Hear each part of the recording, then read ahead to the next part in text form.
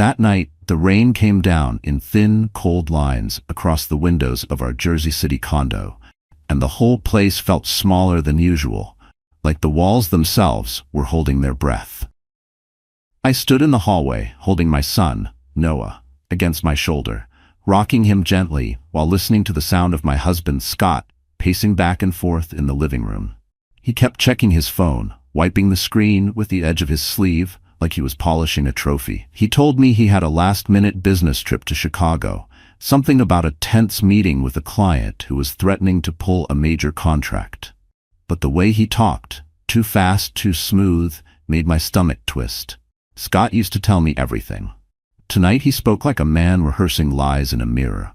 He adjusted the collar of his crisp white shirt, the one he usually saved for celebrations, not emergency flights. I noticed a new cologne drifting from him. Something sharp and ocean clean that I had never smelled in our home before. He tossed a sleek suitcase by the door. I watched him slip his stainless steel watch higher on his wrist, like he wanted to make sure it caught the light. I kept rocking Noah, pretending not to stare. When he finally kissed Noah's forehead, he barely lingered. He kissed me too, lightly, like an obligation, then checked his phone again. His screen lit up with a notification he tried to hide with his thumb, but I still saw a glimpse of a name I didn't recognize. He muttered something about traffic, grabbed the handle of his suitcase, and hurried toward the door. My heart pounded harder when a folded printout fell from his jacket pocket. I bent down and picked it up before he noticed. It wasn't a Chicago flight. It wasn't even close. It was a reservation for Miami. And not just Miami. A luxury suite at the Ritz-Carlton. The kind of place Scott always said was for people who didn't have to think twice. I didn't confront him.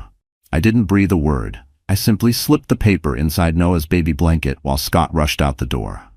When it clicked shut, the silence hit me like a wave. I put Noah down gently, walked to the window, and watched Scott climb into a rideshare, the taillights glowing red against the wet street. I waited until the car disappeared, until the glass fogged with my own breath. Then I unfolded the reservation again under the kitchen light, my hands trembling. The dates matched his supposed business trip. The room was booked for 2, and the credit card used wasn't one I had ever seen. My throat tightened, my chest ached, but beneath all of that, something colder settled inside me. It wasn't panic, it wasn't denial. It was a quiet, steady certainty that whatever Scott had built, whatever image he tried to maintain, was about to crumble. I didn't know the full truth yet. I didn't know how deep the lies went. But I knew this. Tonight was the beginning of the end. And the first crack had already appeared, right there in my shaking hands. I stood there for a long moment, feeling the weight of the room pressing in, realizing this was no small misstep, but the first clue of a much darker truth. A chill crawled up my spine as I sensed that the lie on that page was only the doorway to something worse waiting beneath the surface. But what I discovered next shattered everything even deeper.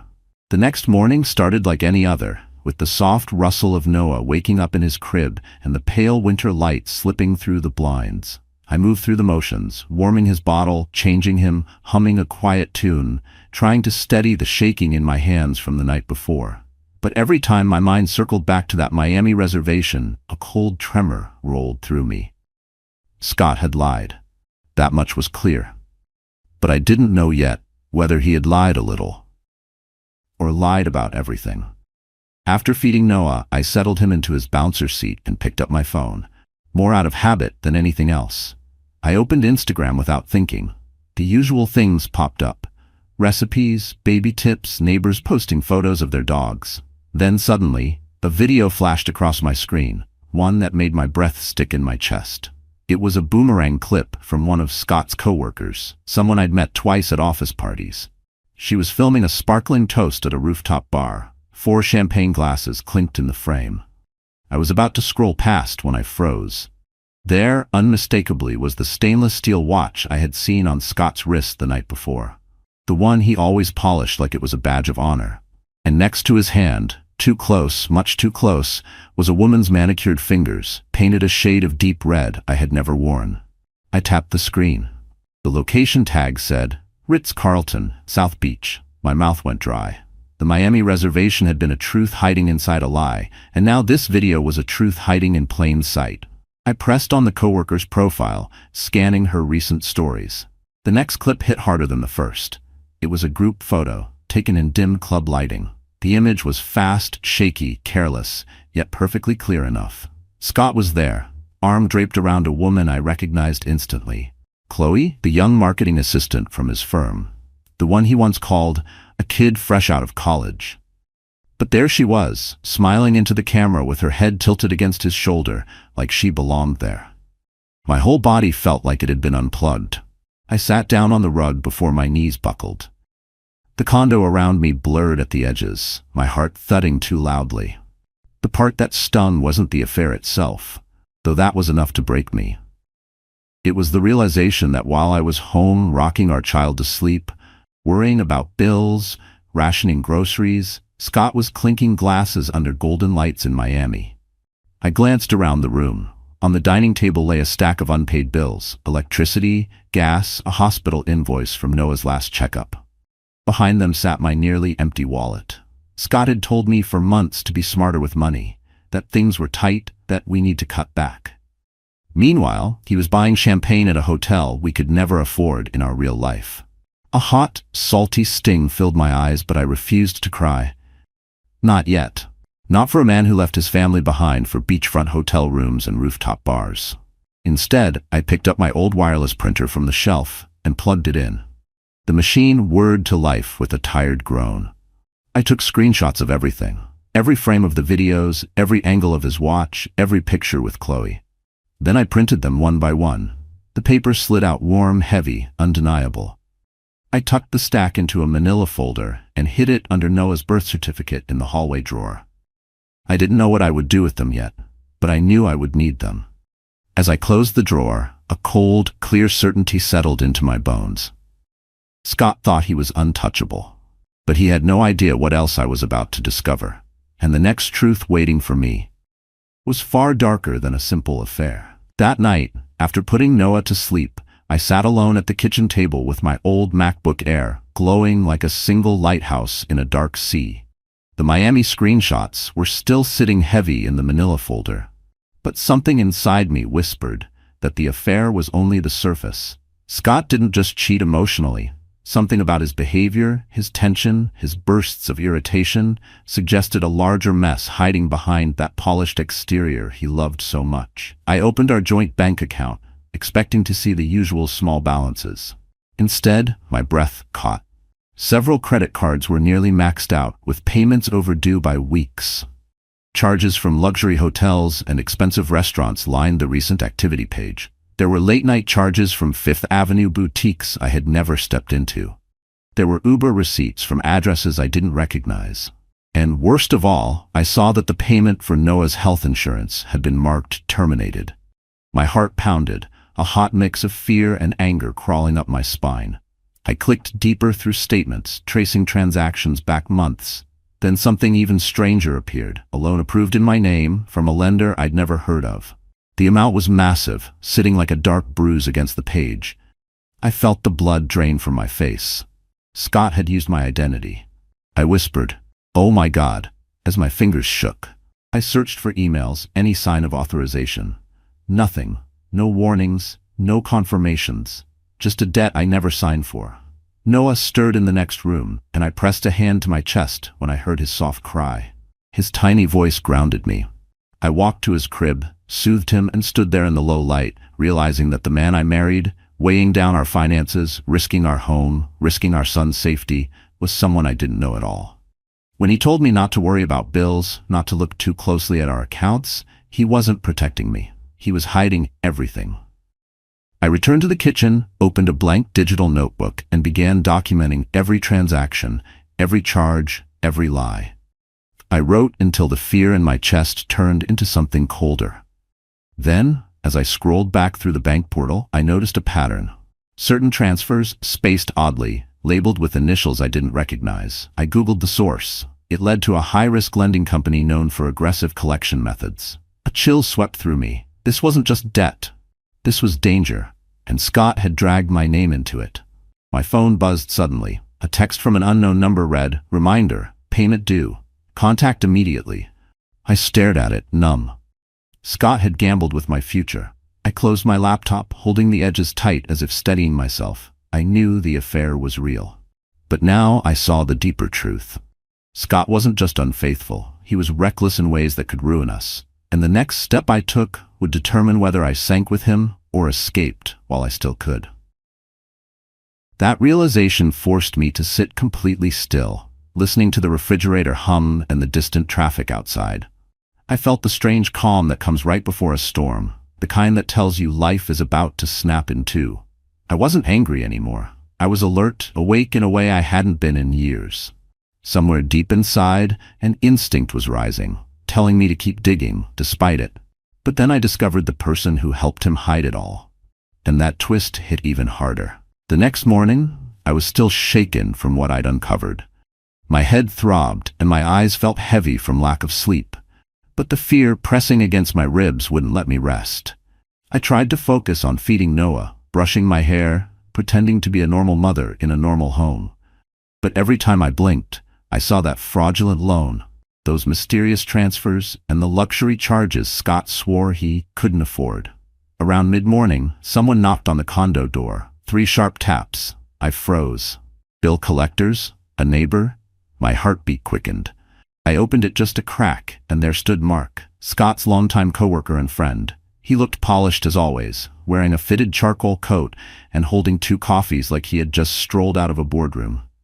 "Hey, Emily," he said smoothly, smiling as if this were a casual visit. "Scott asked me to drop something off." Something in his tone made my stomach tighten. I'd always found Mark charming in an artificial way, but Scott insisted he was one of the good ones. Today, though, there was a sharpness in his eyes I hadn't noticed before. I opened the door wider. "He's not here." "I know," Mark said, stepping inside without waiting for an invitation, placing the coffees on the counter. "Thought I'd check on you. You sounded tense on the phone the other day." I frowned. "We didn't talk on the phone." Mark paused, then laughed lightly as if covering something. Right. Must have been someone else. Busy week." I stiffened. Something was wrong. He scanned the condo with a slow, curious gaze, like he was trying to see if anything was missing or packed. He finally sat down at the kitchen island and leaned forward. "Look, Emily, I'm gonna be honest. Scott's been under pressure. A lot of pressure." I crossed my arms. "From who?" His lips pressed into a thin line. "People you don't want to meet." My breath hitched. Was this a threat? A warning? Mark continued. "Scott's been trying to keep up. House, car, image, clients. And well, sometimes he makes desperate moves. We all do. But he's not a bad guy." A laugh slipped out of me, humorless and sharp. "Maxed out cards, canceled insurance, secret loans in my name? That's not pressure. That's betrayal." Mark blinked, surprised I knew. Then he smiled, slow, unsettling. "You're smarter than he gives you credit for." The room seemed to tilt slightly. I felt a rush of heat in my face. "Did you help him do it?" He didn't answer right away. Instead, he looked at Noah in his high chair, babbling softly. Then he spoke in a lower voice. "Sometimes friends help each other survive." That told me everything. I stepped closer, keeping my voice steady. "What did Scott tell you?" Mark's jaw tightened. "That he needed money fast, that you'd never find out, and that Chloe was just a distraction." A shudder went through me. Not because of the affair, but because Scott had planned his lies with someone else's help. Mark rose from the stool and walked toward me. "Emily, listen. You're a good woman, but you need to be careful. Scott's mess? It's bigger than you think. Bigger than an affair." I held my ground. "How big?" He exhaled slowly, then said something that made my heart thump painfully. "He owes people who don't care about families, and if he can't pay, they come looking." Ice spread through my chest. "So you're telling me to protect myself?" He looked at me with surprising softness. "I'm telling you to wake up before everything collapses." Then he picked up his coat, gave Noah a strange, lingering look, and walked out the door without another word. The silence he left behind felt suffocating. For the first time, I realized Scott's lies weren't just painful, they were dangerous. And what happened that same afternoon proved Mark was telling the truth in the worst possible way. After Mark left, the condo felt colder, heavier, as if his presence had left behind a film of dread on the walls. Noah napped in his crib, and I sat on the couch staring at the door he'd walked through. His warning replayed in my mind. He owes people who don't care about families. Every word echoed like it came from inside a tunnel. I told myself he was exaggerating, maybe trying to scare me, maybe trying to protect Scott. But deep down, something in me knew Mark wasn't lying.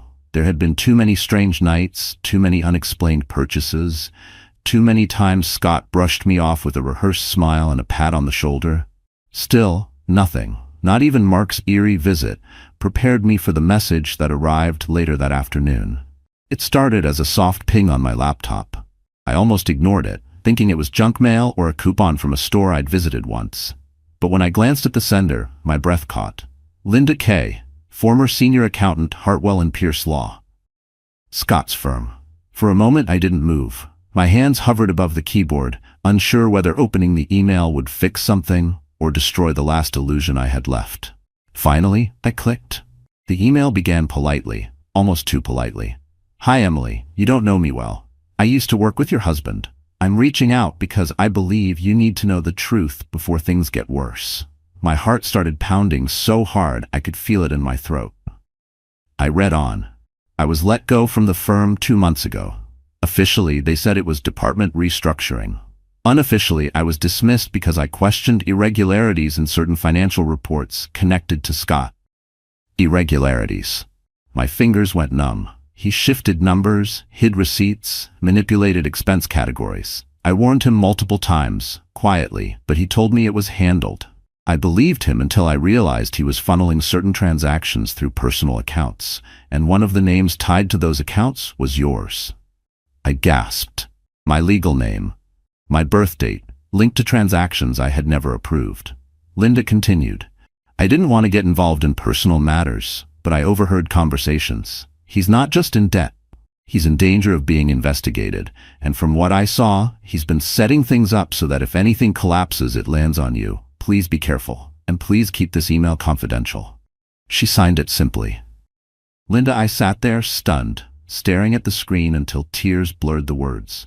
Not the hot, angry tears from discovering Miami. No, I cried because this was something deeper, more violating. Scott had used me as a shield, used my name, used my future, and never once looked me in the eye while doing it. I closed my eyes and pressed my fingertips into my temples. I needed clarity. I needed air.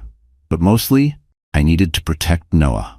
I grabbed my phone and walked out onto the small balcony overlooking the gray Manhattan skyline across the river. Cars moved like tiny beads of light. Sirens wailed in the distance. People lived their lives unaware of my world crumbling. My phone buzzed again. A new email from Linda. Just one line. Check the attached file. It's the one they don't know I kept. My pulse jumped. I opened the attachment. A spreadsheet loaded. Rows and rows of transactions, dates, names, notes. And there, unmistakably, were multiple payments labeled under an account Scott had created using my identity. Not just loans, transfers, withdrawals, signatures that weren't mine. Then I saw something that made my breath freeze completely. A note next to a large sum withdrawn from the firm's secondary expense account, handled by MT, Mark Taylor. Mark, his friend, his shadow. The truth crashed over me all at once. Scott wasn't spiraling alone. He wasn't unlucky. He wasn't overwhelmed. He was working with someone who had already warned me to wake up. And suddenly, I realized why Mark had shown up unannounced. He wasn't just checking in, he was checking how much I knew. But what arrived at my door the very next day proved that neither man had any idea how quickly their web of lies was about to unravel. The next evening felt unnervingly still. Noah fell asleep early, worn out from teething, and I finally had a moment to sit alone on the couch.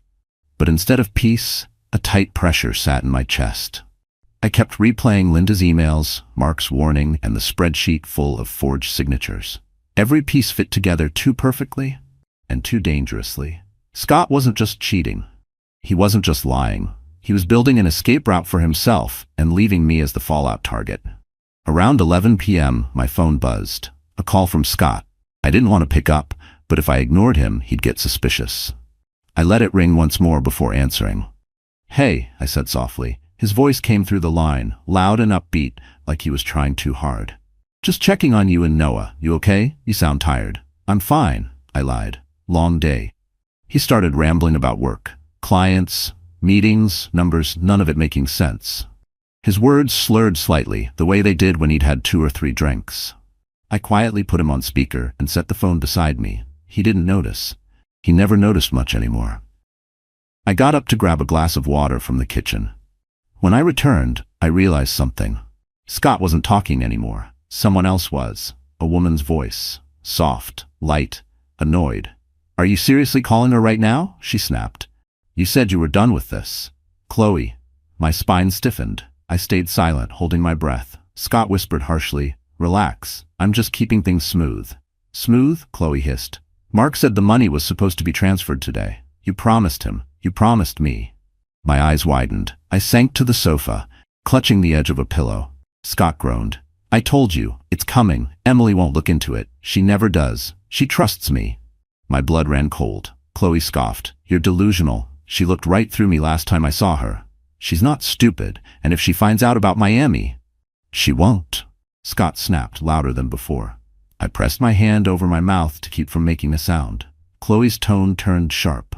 "This is spiraling, Scott. Mark is getting nervous. He said if the collectors show up again, he's done covering for you." "Collectors? Mark covering? Money owed?" Pieces snapped together with brutal clarity. Chloe lowered her voice. "You need to get your wife under control before she ruins everything." My heart slammed against my ribcage. Scott muttered something I couldn't hear. Then a door slammed in the background. Chloe must have walked away. I heard muffled footsteps, the creak of a bed, and Scott sighing deeply. He thought he was alone again. He thought no one heard. He thought I was still the woman who trusted him blindly. Then, as if the universe wanted to hammer the truth deeper, Chloe's voice returned, farther away but still clear. "I'm telling you, Scott, if she finds out you used her information for those loans, she will bury you alive." I froze. He didn't deny it. He didn't even hesitate. He simply said, "Then she better not find out." The air in the room felt thin. My stomach twisted so hard I nearly dropped the phone. I ended the call without a word, terrified he'd hear my breathing and realize I'd heard everything. I sat in the dark for a long time, gripping the phone so tightly my fingers went numb. Every lie he'd told, every promise, every apology, all of it suddenly made sense. He didn't just betray me. He gambled with my name, my future, our child's future, and Chloe, his affair partner, knew more about my financial life than I did. I wiped my eyes, stood up slowly, and walked to the hallway mirror. My reflection looked unfamiliar, like someone older, someone cracked open. But underneath the tired face, there was something new emerging. Resolve. If Scott wanted to keep me under control, he was already too late. Because after what I heard tonight, I would never be silent again. And the very next morning, someone arrived at my door with information that turned suspicion into undeniable proof. The next morning, I was still rattled from the call I had overheard. My hands felt unsteady pouring cereal into a bowl, and every sound in the condo startled me. Noah babbled happily in his high chair, unaware of the storm building around us. I kept glancing at the door, half expecting Scott to come barging in, half expecting one of those collectors Chloe mentioned to knock instead. The slightest creak made my heart race. I had barely slept, replaying their words again and again. Used her information, keep her under control. Mark is nervous. Nothing about my husband's world felt familiar anymore. I tried to breathe slowly, to steady myself, but fear kept tightening around my ribs until the doorbell rang and nearly made me drop the bowl in my hands. I froze. The bell rang again, firm, deliberate, no hesitation. I scooped Noah into my arms and walked to the door with slow steps. When I checked the peephole, my breath caught. It was Linda, the former accountant who had emailed me. She looked even more nervous in person, clutching a plain black laptop bag to her chest. I opened the door only halfway. She whispered, "Can I come in? I shouldn't be seen out here." Her tone made my stomach twist. I stepped aside, locking the door immediately. She set the bag on the kitchen table and looked around as if expecting someone to jump out. "I know you must be confused," she said softly, "but you need to hear this before things get worse." My hands trembled as I set Noah in his playpen. "What is it?" I asked. Linda didn't answer right away. Instead, she pulled out a small silver flash drive. "This," she said, "is the file Mark accidentally forwarded to me at 2 in the morning. He meant to send it to Scott, but something glitched. He never realized I saw it. A chill ran up my spine. Linda took a deep breath and plugged the flash drive into my laptop. A single audio file appeared on the screen. She hit play. Mark's voice filled the room instantly. Calm, arrogant, unsettlingly casual. "You need to calm down," he said to someone. "As long as Emily stays in the dark, you're safe. But if she starts asking questions, then you better have a backup plan. The firm won't take the fall for you, and neither will I." I felt my pulse hammering in my throat. Then Scott's voice came through. Strained, angry, barely recognizable. "I'm handling her. She won't dig. She can't afford to. And even if she does, everything points to her name, not mine." My vision blurred. Linda whispered, "There's more." She skipped ahead. "Mark again. If the investigators come, you blame her. Say she opened the accounts. Say she forged it. She's a stay-at-home mom. They'll believe you before they believe her." My breath shattered in my chest. The recording ended with Scott laughing, a low, vicious sound I had never heard from him before. I stared at the laptop as if it had set fire to the table. Linda placed a gentle hand on my arm. "You need to leave him before he ruins your life. He will drag you down with him, and he won't hesitate." I nodded, unable to speak. Tears blurred my eyes, but they weren't from heartbreak anymore. They were from clarity. Everything I feared was true. Everything I doubted was confirmed. Scott wasn't planning to save himself. He was planning to sacrifice me. I lifted Noah into my arms and held him close, feeling his small heartbeat against mine. For the first time, the fear inside me hardened into something sharp, solid, unbreakable. I whispered, "He won't get the chance." Because now I had proof, real, undeniable proof, and I finally understood what I had to do next. But hours later, an unexpected betrayal revealed that Mark wasn't the only one hiding secrets, and the next truth hit even harder. All afternoon, I walked around the condo as if the floor were made of glass. Every light felt too bright, every sound too sharp. Linda's recording kept replaying in my mind, each sentence carving a deeper wound. "Blame her. She's a stay-at-home mom. They'll believe you." I wasn't safe. Not emotionally, not financially, not legally. And the more I replayed Scott's voice on that recording, the more I realized he had never seen me as a partner. He saw me as a shield, a tool, a name he could sacrifice. By late afternoon, I had packed 2 diaper bags and a small suitcase with Noah's essentials, just in case. I didn't have a full plan yet, but my instinct kept screaming, "Be ready." I had just zipped the suitcase shut when the doorbell rang again. My stomach dropped. For a moment, I couldn't breathe. "Collectors? Scott?" I moved quietly to the peephole and looked out and nearly lost my balance. Chloe, her red coat, her perfect hair, her sunglasses pushed up like she owned the hallway. She didn't look nervous. She looked irritated, impatient, like I was late for an appointment I didn't know existed. I hesitated, then opened the door a few inches. "What are you doing here?" I asked. Chloe didn't smile. She didn't even pretend. She slipped inside as if she'd been here before, scanning the condo with a sharp, dismissive expression. "We need to talk," she said, voice clipped. Noah, playing with a toy truck on the floor, babbled at her. She barely glanced at him. I stepped between them instinctively. "Say whatever you came to say and leave." Chloe crossed her arms. "Fine. I'm here because things are getting messy, and I don't like messy." My eyebrows knitted together. "Messy?" She sighed dramatically, as if I were inconveniencing her. "Scott is losing it. He's not paying who he needs to pay, and Mark is acting like a paranoid control freak." I swallowed hard. "And why is that my problem?" She rolled her eyes. "You think I want to be involved in their drama? I just wanted a fun escape. But now Scott is saying you're getting suspicious. And when you get suspicious, Mark gets nervous. And when Mark gets nervous, he does stupid things." My pulse quickened. "Stupid things like what?" Chloe hesitated. Then she said something I will never forget. "Like planning to move the remaining debt under your name." The room went silent. My ears rang. My hands shook so violently I had to steady myself on the counter. She lifted a shoulder casually. "Look, I didn't sign up for this. Scott told me you never check accounts. He said you're too busy with the baby. But Mark said if investigators start digging, you're the perfect scapegoat. Clean record. No career in finance, easy to blame, easy to crush." My breath left me in a single cold rush. "Why are you telling me this?" Chloe finally looked uneasy. "Because I'm not going down with them," she said. "They're in too deep. If anyone gets caught, they'll turn on each other, and then on whoever's closest. And trust me, you're closer than you think. I stepped toward her, anger rising like heat from the floor. So what? You came here to clear your conscience?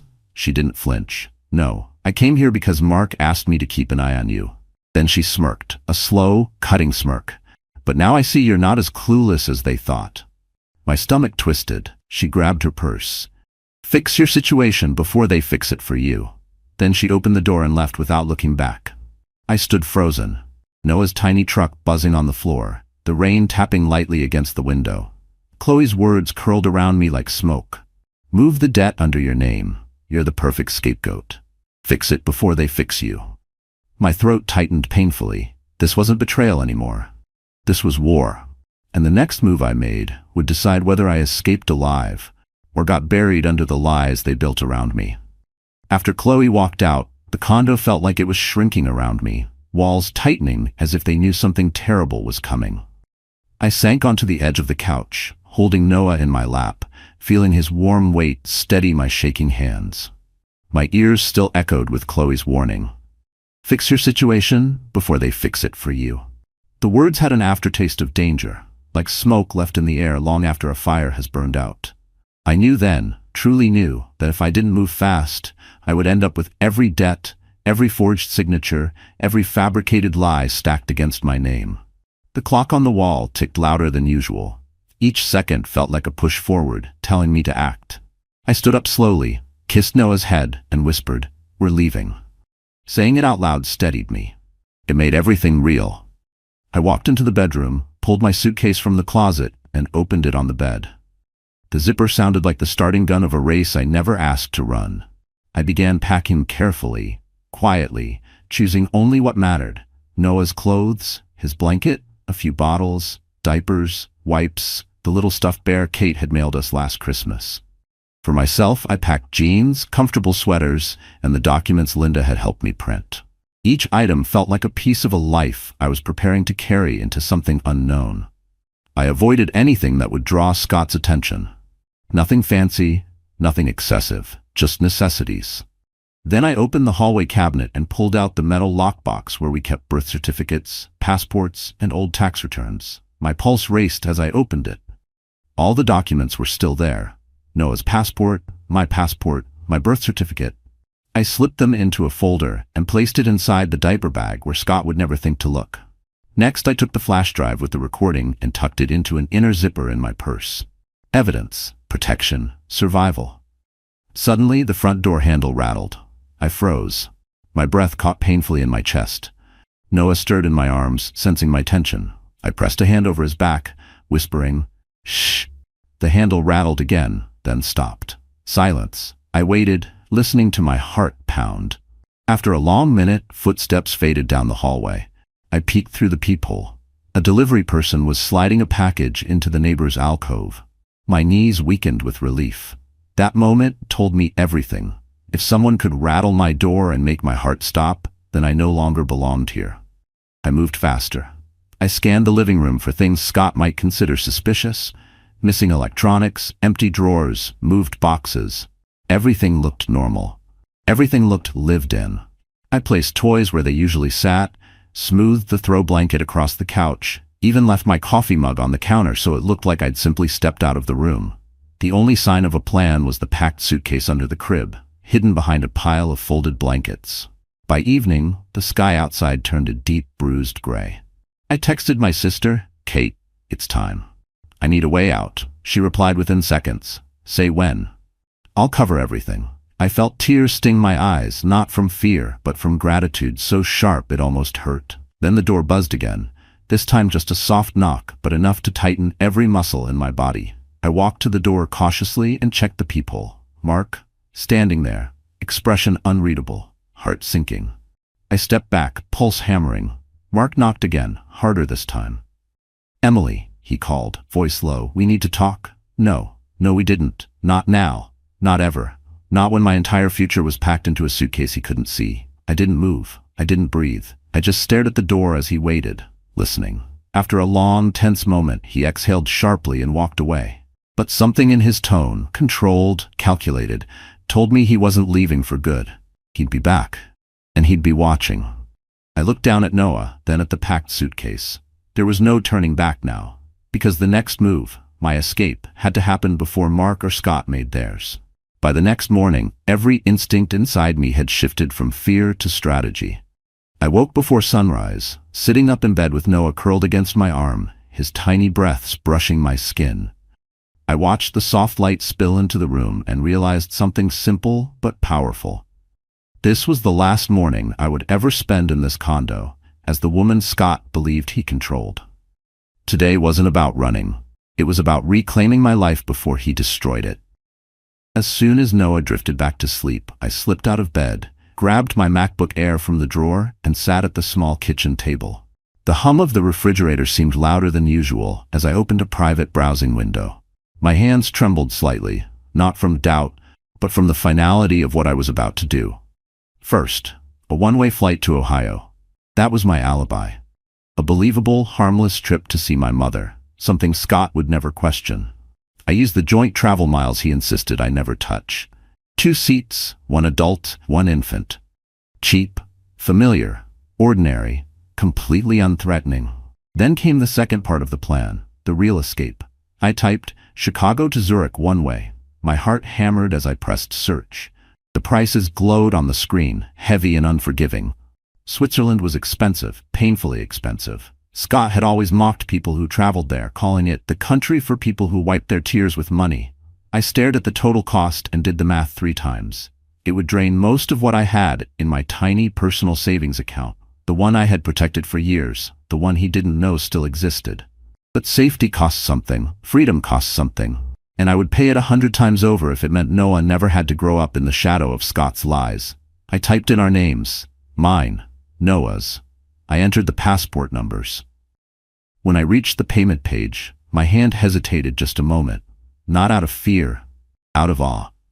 Awe that after all the ways Scott tried to trap me, financially, emotionally, legally, I still had one door left open. I entered the card number from my private account. I hit confirm. For a moment, the spinning circle on the screen felt like the entire world holding its breath. Then the confirmation page appeared, clean and clear, like a window opening. Reservation complete. I exhaled shakily, covering my mouth to keep from crying out. It was real. It was done. We were leaving. I forwarded the tickets to Kate, adding, "Keep these safe. I might need backup copies." She replied instantly, "You're doing the right thing. I'm waiting for you." Just as I closed the laptop, the condo door beeped, Scott unlocking it. My spine snapped straight. I shoved the laptop back into the drawer, slipped the printed Ohio tickets onto the counter, and scooped Noah into my arms just as Scott stepped in, smelling faintly of cologne and ego. "Morning," he said casually, setting his overpriced briefcase on the counter. I forced a smile. I was thinking, maybe I'll take Noah to Ohio for a few days. Mom's been asking to see him. Scott didn't even look up from his phone. "Yeah, sure. Use the joint card." "I used miles," I replied softly. "Great, whatever," he mumbled, already distracted.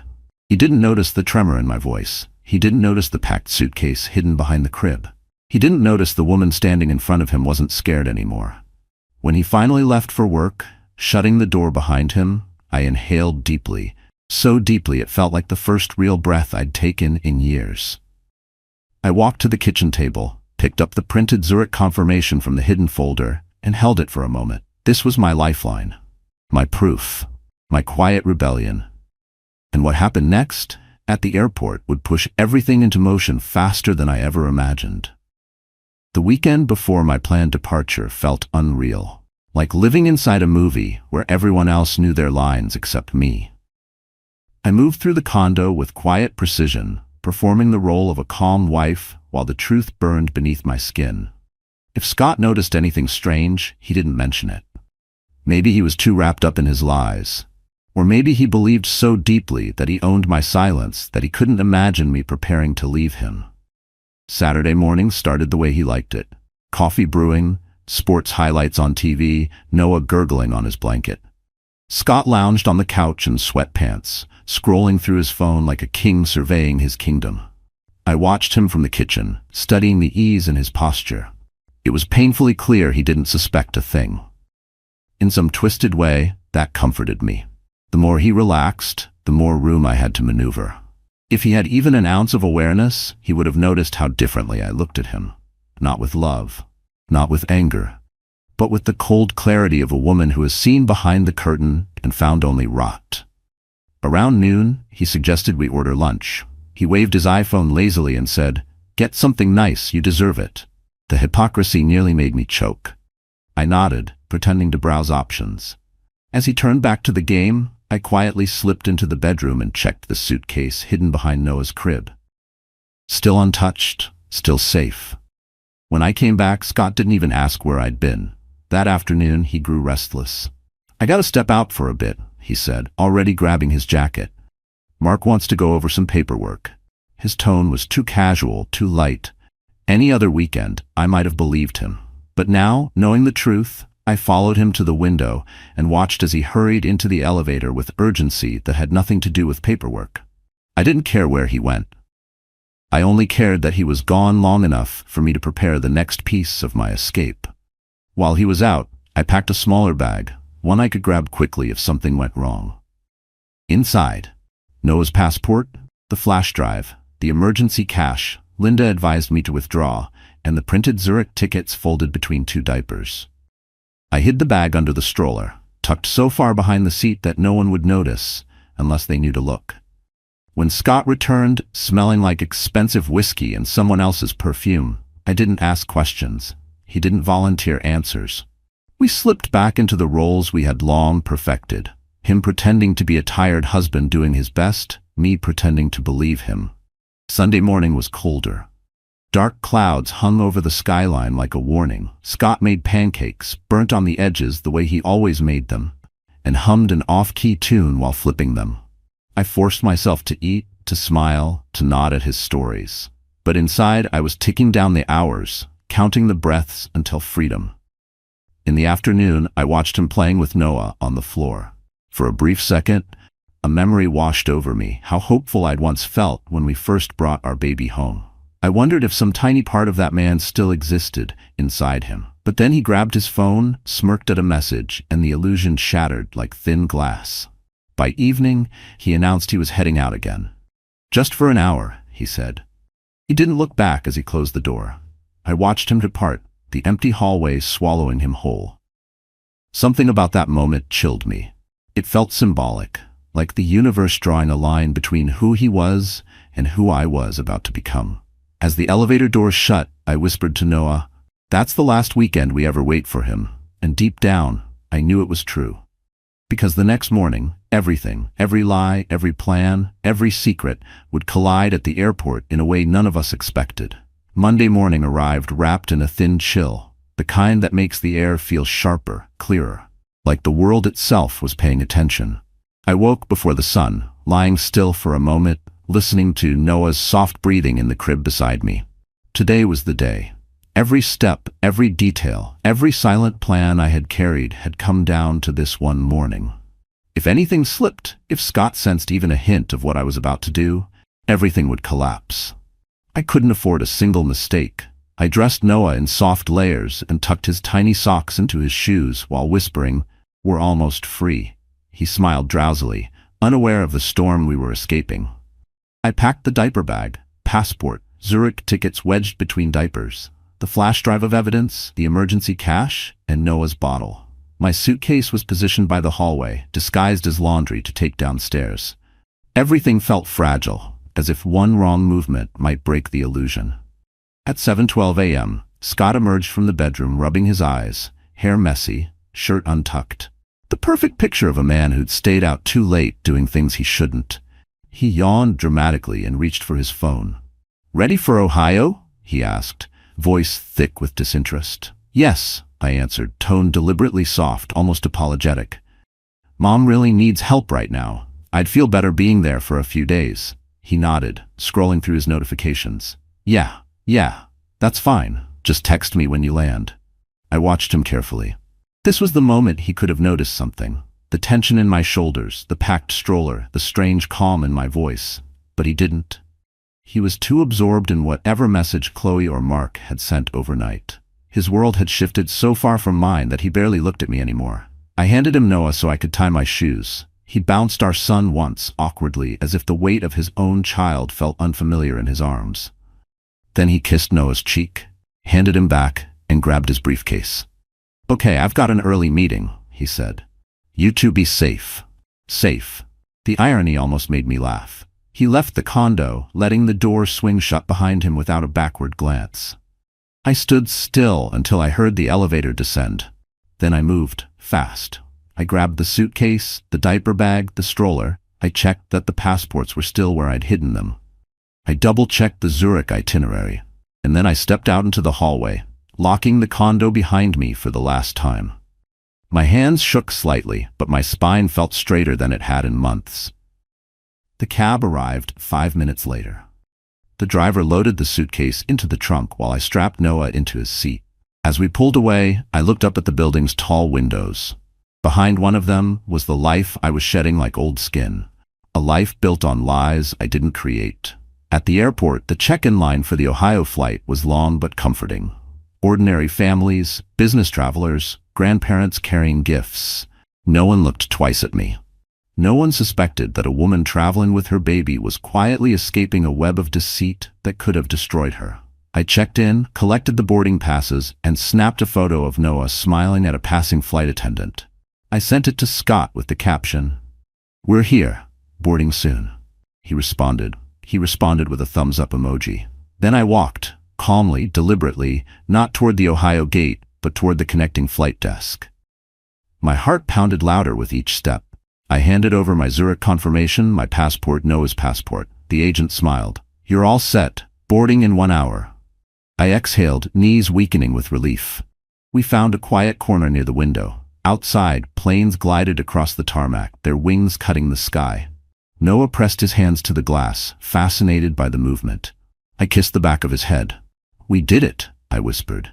But just as I allowed myself that tiny breath of victory, my phone buzzed with a notification that made my blood run cold. "Scott, why did I just get a fraud alert with your name on it?" My fingers tightened around the phone the moment I saw Scott's message. "Why did I just get a fraud alert with your name on it?" The words glowed on the screen, sharp enough to cut. A strange ringing filled my ears, and for a moment, the world around me blurred. The airport announcements, the rolling suitcases, Noah babbling as he pressed his palms to the window. Everything narrowed to that single message. The timing was impossible, or maybe it was predictable. Scott's lies were finally catching up, and the mess he created was spilling over. Maybe a lender flagged one of his forged accounts. Maybe Mark forgot to cover a trail. Maybe Chloe slipped. It didn't matter. What mattered was that Scott was panicking, and panicking men look for control. I forced my hands to stop trembling long enough to type, "I'm about to board. What are you talking about?" I needed to sound confused, harmless, in character. His reply came within seconds. "Bank just called. They said there was an attempted withdrawal on one of your accounts, the one you opened last month." "Explain." A cold shiver crawled down my back. I knew exactly which account he meant, one he opened under my identity, one Linda warned me about. I typed slowly, carefully. "I didn't open anything." "Maybe call them back?" "I'm boarding now." I didn't wait for his answer. Instead, I silenced my phone entirely, turned it face down, and tucked it into the diaper bag. The buzzing felt like a threat, like a hand trying to drag me backward. I refused to let it. A boarding announcement echoed through the terminal. Passengers for a different flight lined up, chattering, laughing, pulling carry-ons. Normal people living normal lives. I adjusted Noah's jacket and held him close. His head rested on my shoulder, warm and trusting. "We're okay," I whispered, though my chest felt tight. "We're going to be okay." I checked the digital board. Zurich, on time. Gate F12. Just then, from the corner of my eye, I noticed a man in a dark jacket step into the terminal. He scanned the area slowly, deliberately, as if looking for someone. I froze. My heartbeat stumbled, then raced. The man wasn't Scott. He wasn't Mark. But something about him, the rigid posture, the intensity, sent alarm bells blaring in my mind. Collectors. Chloe's warning replayed instantly. He owes people who don't care about families. I shifted slightly, turning my back while keeping Noah secure. The man didn't seem to notice me yet. He continued scanning the crowd. My pulse hammered so loudly I could barely hear the terminal noise. Maybe he wasn't here for us. Maybe I was imagining it. But instinct doesn't lie, and mine screamed danger. I needed to move. I grabbed the stroller, placed Noah in gently, and headed toward the family restroom. It was tucked behind a corner, out of the open walkway. The hallway was quieter, the sounds muted. I pushed the stroller inside the restroom, locked the door, and let out a shaky breath. I splashed cold water on my face, trying to steady myself. Leaving wasn't just the right choice, it was the only choice. My phone buzzed again inside the bag, short, insistent vibrations. I didn't want to look, but I forced myself. 3 missed calls from Scott. A new message. "Answer me now. Something's wrong. Where are you?" Followed by another. "Mark said someone tipped off the firm. You didn't, did you?" My stomach twisted. He was spiraling, losing control. And then one more message. "If you're lying to me, I swear." I didn't open the rest. I turned the phone off completely. No more breadcrumbs for him to track. When I stepped out of the restroom, the man in the dark jacket was gone. Relief washed over me, but I didn't slow down. I headed straight for gate F12, weaving through passengers, pushing the stroller with purpose. As I reached the gate, the agent announced pre-boarding for families with young children. Perfect. I approached the counter, handed over our passports and boarding passes, and held my breath while she scanned them. She smiled gently. "You're all set. Enjoy your trip." My knees nearly buckled from relief. I rolled Noah through the jetway, each step shedding a layer of fear.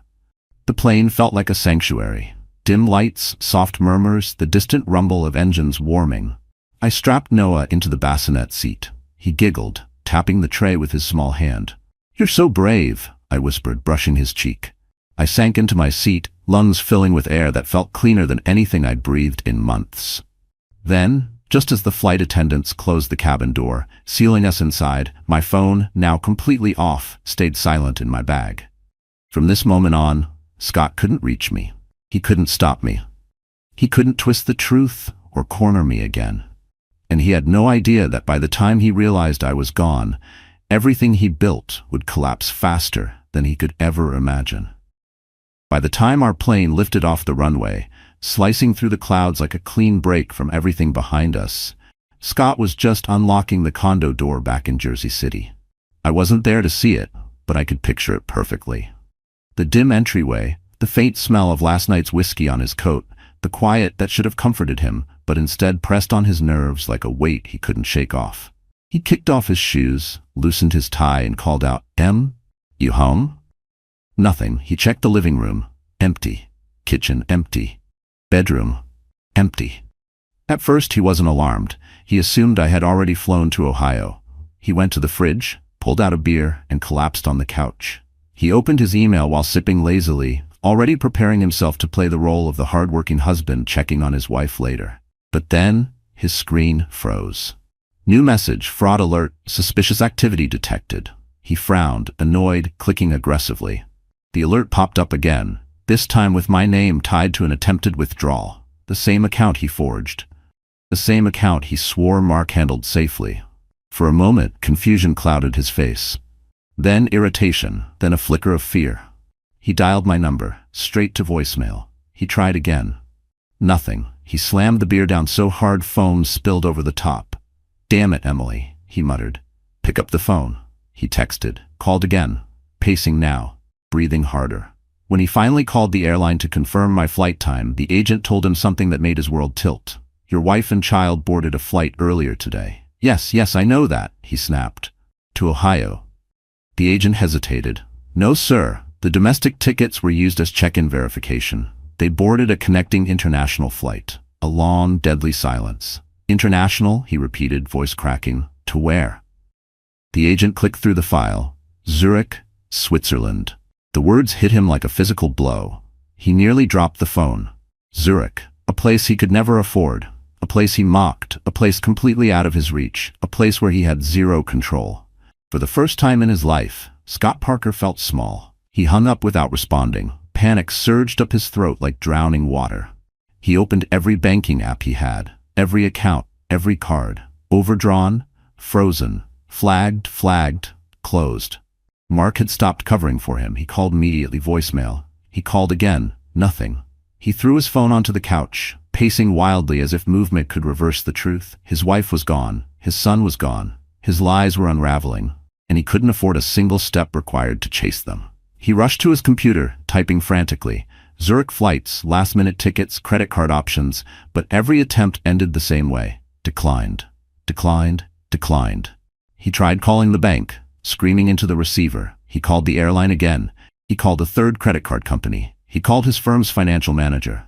He called Mark 15 times. Every answer was either automated or non-existent. Scott had built a life that revolved around image. The Rolex, the Mercedes, the tailored suits, the champagne rooftops, the Ritz-Carlton selfies. But when he needed something real, money, trust, loyalty, access, he had nothing left. Reality finally landed its blow. He sat on the living room floor, hands gripping his hair, chest heaving. The condo around him, once a stage for his carefully curated life, now looked barren, cheap, hollow. Because without me, without Noah, without the illusion of control, he had nothing. And then his phone buzzed one last time, a message he didn't expect, from an unknown number. "We need to talk, you owe us, and your friend Mark isn't picking up." Scott froze. Collectors, his breath stuttered. Everything he feared was now at his door. And he didn't know it yet, but the worst was still coming, because his downfall had only just begun. When our plane landed in Zurich early the next morning, the cabin lights glowed soft and golden, as if welcoming us into a world untouched by the chaos we had fled. The moment I stepped onto the jet bridge, cold, crisp air rushed against my face, clean in a way New Jersey air never felt. Noah blinked sleepily in my arms, cheeks pink from the long flight, fingers curled around the collar of my sweater. I whispered, "We made it, baby," more to myself than to him. The airport was quiet, almost serene, no shouting, no rushing crowds. Everything moved with a calm efficiency that felt like a balm after months of living in tension. I followed the signs through the terminal, heart pounding not from fear this time, but from the strange, unfamiliar feeling of safety. Then, as I turned the corner toward baggage claim, I saw her. Kate, my older sister, stood there in a navy coat, hair pulled into a soft bun, eyes already shining with tears. She dropped her tote bag and hurried toward us, arms outstretched. "Oh my God, Em," she breathed, pulling me into a tight hug without disturbing Noah. "You're really here." The dam inside me cracked. My throat tightened, my eyes stung, and I sank into her embrace with a desperate relief I didn't know I'd been holding back. "I didn't know if I'd make it," I whispered. "You did," she said firmly, "and you're safe now." We walked through the terminal together, her hands steady on my shoulder. Noah reached for her hair, and she laughed softly, kissing his forehead. The moment felt unreal, peaceful, ordinary, something I hadn't felt in months. Outside, the air carried the scent of snow and pine. The mountains stretched faintly in the distance, their silhouettes like quiet guardians watching over us. Kate loaded my suitcase into the back of her car while I strapped Noah into the car seat she had already installed. She had prepared for everything. "Let's get you home," she said. Home.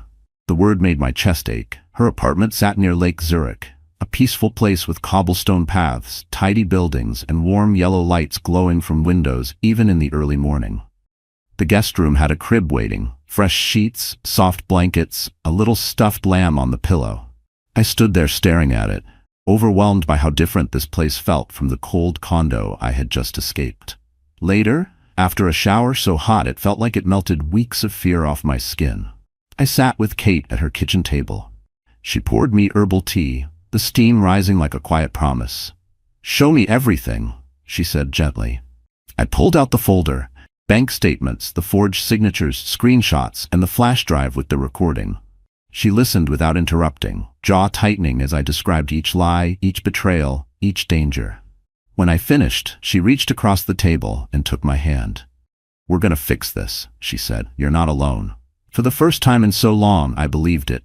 That afternoon, we took a slow walk along the lake. Snowflakes drifted lazily from the sky, landing on Noah's hat and making him giggle. I held him close, breathing in the clean air, feeling my shoulders finally loosen. Everything felt possible. But even in this peace, my phone, now turned back on, vibrated non-stop inside my coat pocket.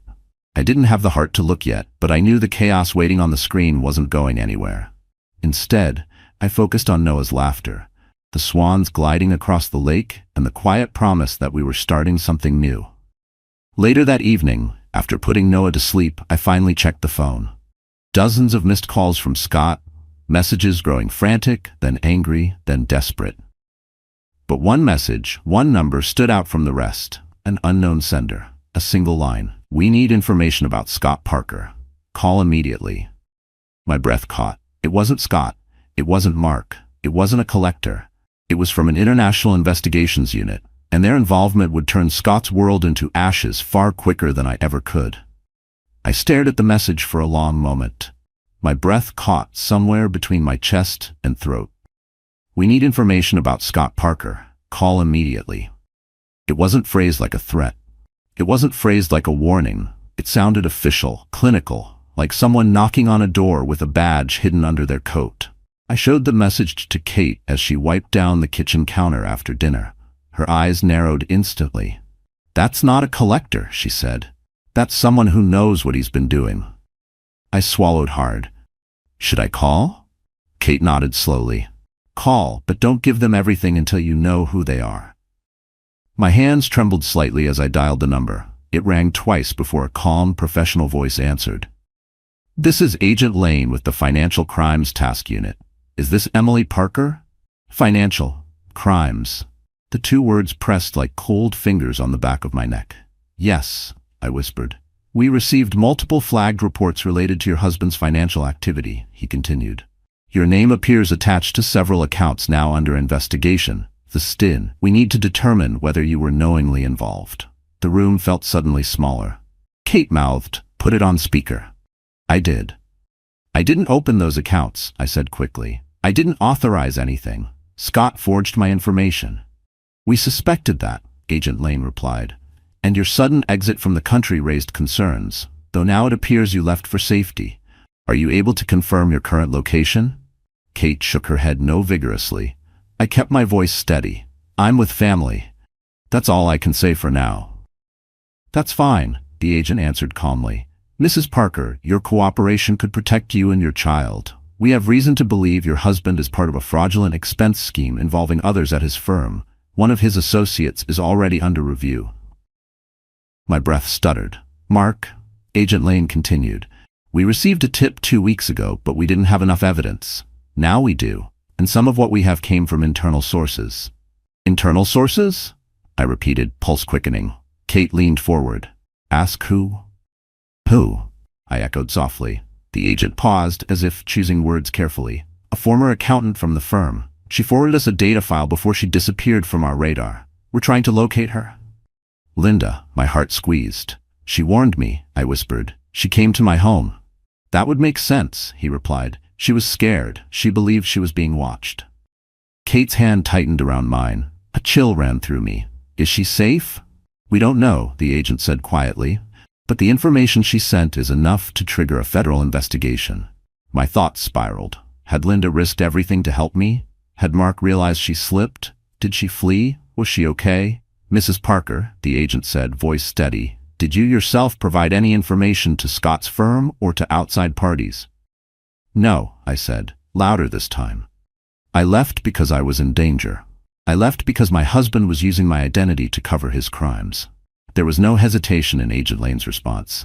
"If that's true, we will protect you." And for the first time, I felt the truth settling over me like a warm blanket. The law wasn't coming after me. They were coming after him. After the call ended, Kate rubbed her forehead. This is bigger than we thought." I nodded slowly, still absorbing everything. "Scott's going to spiral when he realizes investigators are involved. Let him," Kate said. "It's the consequences of what he did." Later that night, after putting Noah to sleep, I finally checked my phone again. More messages, more missed calls, but one voicemail stood out. 30 seconds long. I hesitated, then pressed play. Scott's voice filled the room, but it wasn't angry, it wasn't cocky, it was shaking. "Emily, please. They came to the office, they're asking questions. Mark isn't answering. Chloe's gone. I need you to call me back. Please, I need you." I ended the voicemail mid-sentence, not because I didn't care, but because I finally understood something crystal clear. His collapse wasn't my responsibility. And the next step, the one he never saw coming, would seal the cracks in his life for good. Because the investigation wasn't done, not by a long shot. The next few days in Zurich unfolded with a strange mixture of peace and tension. Peace because Noah slept better than he had in months. Tension because every sunrise brought a new ripple from the disaster unraveling back in New Jersey.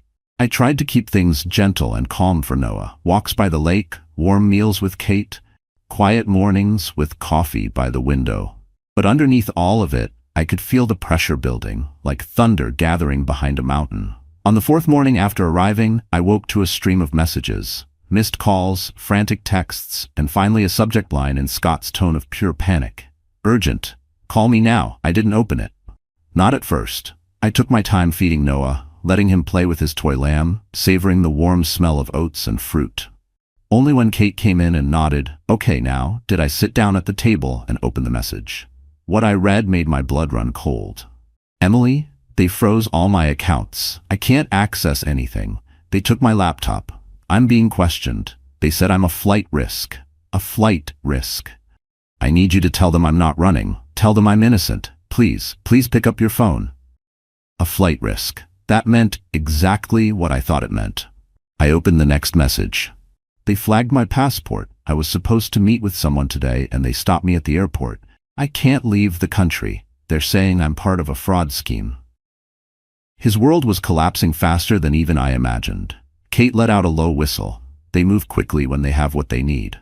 And they did. The recording, the forged accounts, the transfers, the expense manipulation, Linda's files, my confirmation of identity theft, it all pointed to Scott. My phone buzzed again, a voicemail.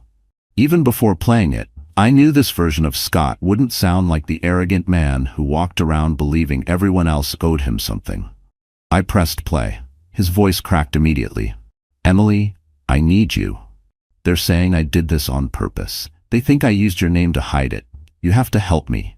Tell them I'm not dangerous. Please, they're talking about charges. Federal charges." He inhaled shakily, clearly trying to steady himself. "They said Mark left the country.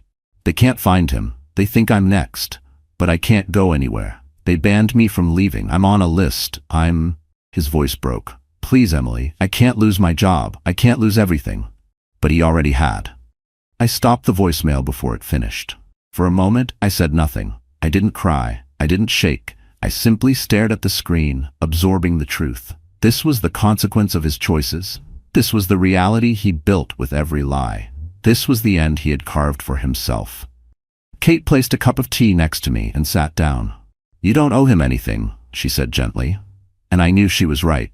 He hadn't worried about losing me when he lied. He hadn't worried about his son when he canceled insurance. He hadn't worried about legality when he forged my name. He hadn't worried about safety when he talked about keeping me in line. He never worried about anything but himself.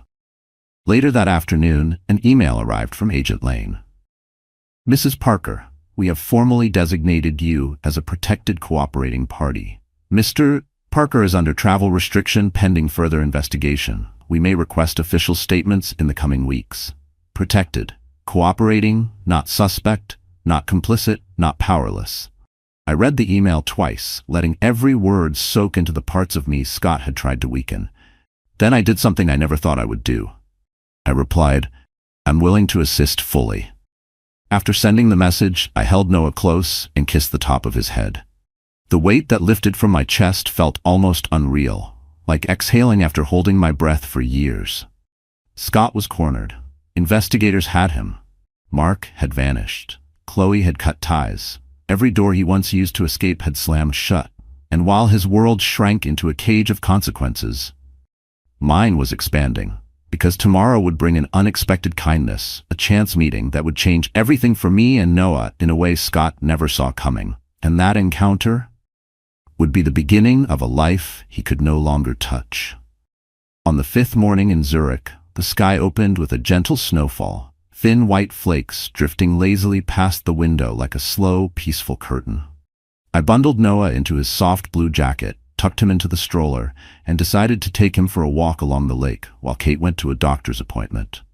The cold air felt clean, almost sweet, filling my lungs with something I hadn't tasted in months. Relief untainted by fear. The lake shimmered beneath the gray sky, swans gliding gracefully across the surface like white strokes on glass. Noah giggled every time one flapped its wings, tiny boots kicking happily. I pushed the stroller along the path, letting the quiet sink into my bones. Each step felt steadier than the last. Then, near a wooden bench dusted with snow, I noticed a man kneeling beside an elderly woman, adjusting her scarf and tightening the wheels on her walker. His movements were gentle, patient. He had dark hair, a warm jawline roughened with morning stubble, and a long coat that looked practical rather than showy. When he stood, he caught me watching. Rather than looking embarrassed or defensive, he simply smiled, soft, open, unhurried. "Cold morning," he said, nodding politely. I nodded back. "Beautiful, though." He glanced at Noah, who was staring up at him with wide, curious eyes. "Hey there, little guy," he said kindly. Noah laughed. I couldn't help smiling. He likes friendly faces. "Well, then he must be a good judge of character," the man replied with an easy, gentle tone that didn't try too hard. The elderly woman patted his arm. "He's always helping people," she said proudly. "This one here, he has a good heart." He chuckled. "I'm her son," before she makes it sound like I rescue strangers for sport. He extended a gloved hand toward me. "I'm Daniel." His palm was warm even through the fabric. "Emily," I said softly. "Pleasure," he replied. "You visiting or living here?" It was such a simple question, but for a moment, my throat tightened. How do you explain running from a marriage, escaping forged crimes, slipping across an ocean to save your child? "Staying with my sister for a while," I said carefully. Daniel nodded, not pressing. "Zurich's a good place to breathe, slower, quieter." "That's exactly what I needed," I admitted. We talked for a few moments, about the snow, about the best bakeries, about the way Swiss trains always arrived on time. It felt strangely normal, easy, something I'd forgotten existed. As we spoke, his mother struggled to zip her coat. Daniel immediately stepped in without fanfare, gently pulling the zipper up while she muttered, "These hands aren't what they used to be." When he finished, I couldn't help saying, "Your mom's lucky. You're very patient with her." He shrugged lightly. "She raised me alone. It's the least I can do."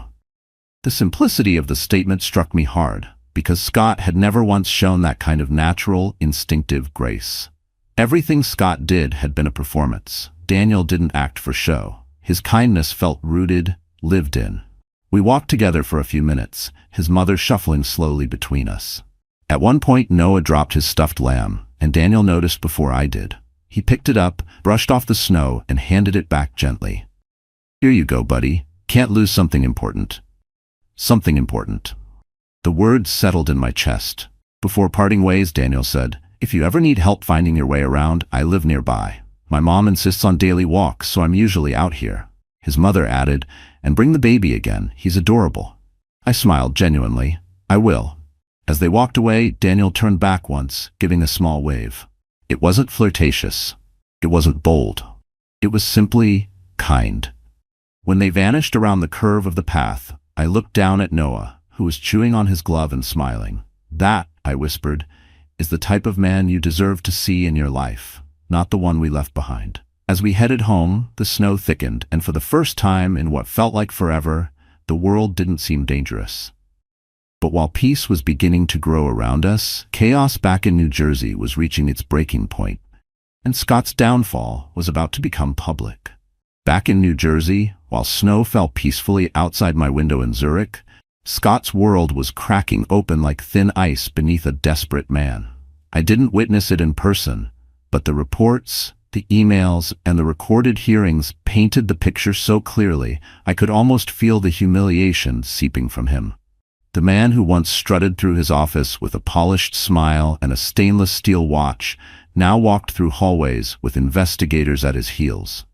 It started with a subpoena. His firm, Hartwell and Pierce, summoned him for an urgent internal review. He walked in, expecting to talk his way out, expecting colleagues to cover for him like they always had.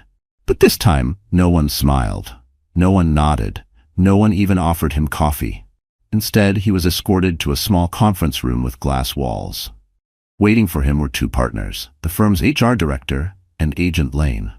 Scott tried to laugh it off. "Is this about the expenses? Look, I told accounting there was a mix-up." But Lane cut him off. "We have recordings, we have bank evidence, we have testimony. Sit."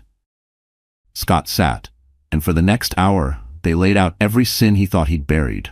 The The forged accounts in my name, the expense laundering scheme, the fake client dinners with Chloe, the fraudulent transfers funneled through Mark, the connection to high-risk lenders, the manipulated signatures, the missing receipts. Linda flagged. The attempt to pin everything on me, every piece of evidence slid across the table like a blade. Scott's face went pale, his voice cracked. He kept repeating, "This isn't what it looks like, and I can fix this." And finally, the most pathetic of all, I'm the victim here. Nobody believed him. Chloe had already flipped, Mark had vanished, and I, his safety net, was gone and unreachable. The firm ended the meeting with one sentence that destroyed him more than any legal threat could. "You're terminated, effective immediately. Security will escort you out." He tried to protest, but 2 guards appeared and motioned him toward the door. People in the hallway watched silently, some curious, some satisfied, some shocked. But no one stepped in. No one defended him. No one even pretended to care. His carefully curated image cracked in front of everyone he once tried to impress. They made him empty his desk under supervision. They took his badge. They revoked his access. They even removed him from the firm's website by noon. The man who once lived for appearances was now nothing but a cautionary tale whispered beside office printers. When he got home, the collectors were waiting. 2 men in dark jackets stood near his door. Calm, cold, professional. "You missed payments," one said. "We need the rest." "Now," the other added. Scott stuttered. I don't have it. I can get it." "No," the first man said. "You already said that before." They didn't hurt him, but they made it clear his time was up. They warned him that if he tried to leave the state again, they wouldn't ask politely next time. Shaking, Scott slammed the door behind them. He collapsed on the living room floor, surrounded by overdue bills, frozen accounts, and an empty silence he had never felt before. Then came the final blow. A formal letter from the court. Travel restrictions reaffirmed. Passport locked. Investigation ongoing. Potential charges pending. And below, one line written with ice-cold precision. Child custody considerations will depend on the safety and stability demonstrated by the parties involved. Scott knew what that meant. He had already lost me. He was losing his son, and soon he would lose everything else. That same evening, while Scott paced a small, dim condo drowning in the echoes of his own lies, I stood in a warm Swiss kitchen helping Kate prepare dinner. Noah laughed as he banged a wooden spoon on a bowl. The scent of fresh bread filled the air. Soft music played from the radio. Peace. Something Scott had never given us. As I rocked Noah to sleep that night, I whispered, "You will never live in fear again." Because his father, the man who thought the world owed him forgiveness, was finally facing the consequences he tried so hard to place on me. And tomorrow, in a courtroom thousands of miles away, I would speak the truth that sealed his fate forever. The morning of the custody hearing felt unreal, like standing at the edge of a cliff while sunlight finally warms your back. I sat at Kate's dining table in Zurich, Noah playing on the floor beside me, waiting for the video call to begin. The screen glowed softly, reflecting the calm I didn't fully feel yet. Today was the day everything would be decided, not just legally, but emotionally, spiritually, in every way that mattered. Today was the day Scott would face the truth he spent years running from. Kate placed a comforting hand on my shoulder. "You're ready," she said. "You've been ready for a long time." When the call connected, the courtroom appeared on screen.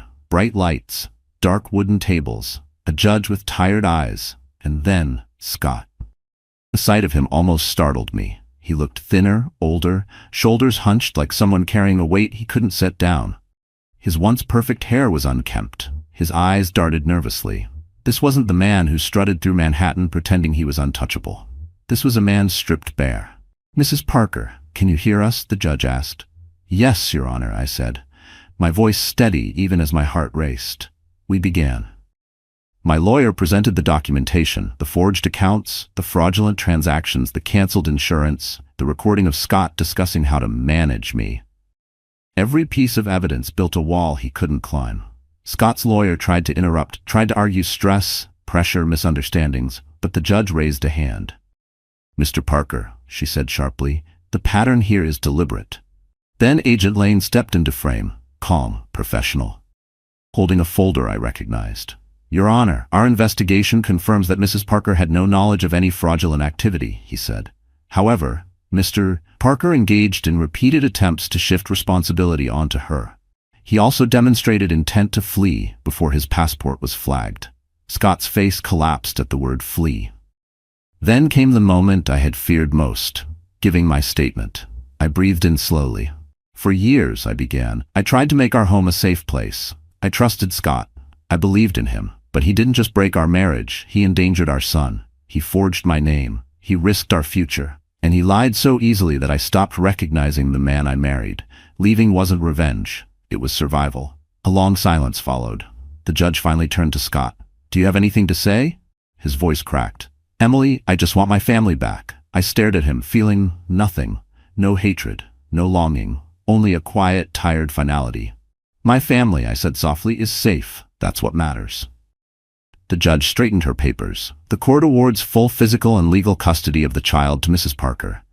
Mr. Parker will have supervised virtual visitation pending further outcome of the federal investigation.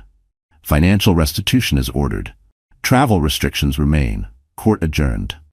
It was done. Scott's mouth fell open. His lawyer whispered frantically.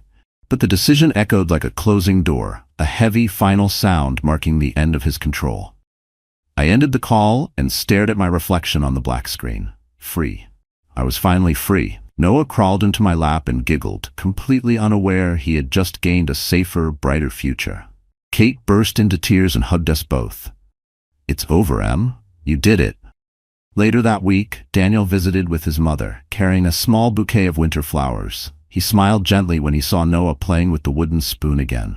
"I heard the ruling went well," he said, eyes warm. "I'm glad." His mother added with a wink. "He was pacing around all morning waiting to hear." I blushed, feeling something soft, something new, bloom quietly inside me. That night, standing by the lake with the moon reflecting off the water, I whispered to Noah, "We made it.